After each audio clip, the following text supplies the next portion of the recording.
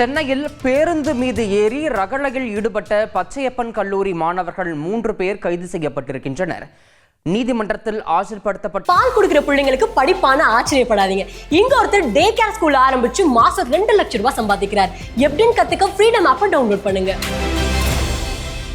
3 பேரையும் பேருந்து மீது ஏறி ரகளை செய்தது தொடர்பாக 30 மாணவர்கள் மீது காவல்துறை வழக்கு பதிவு செய்திருக்கிறது. இதனை அண்மை செய்தியாக பார்த்து வருகிறோம்.